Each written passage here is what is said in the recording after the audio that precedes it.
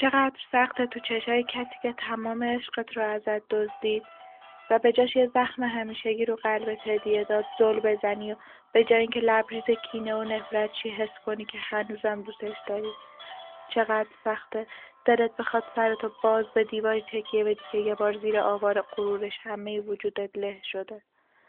چقدر سخته تو خیال ساعتها باهاش حرف بزنی اما وقتی دیدیش هیچ چیزی جز سلام نتونی بگی. چقدر سخته وقتی پشتت بهشه دونه های اشک گونه ها تو خیس کنه اما مجبور باشی بخندی تا نفهمه که هنوزم دوستش داری. چقدر سخته گل آرزوهاتو تو باغ دیگری ببینی و 1000 بار تو خودت بشکنی و اون وقت آروم زیر لب بگی گل من باغچه نو مبارک.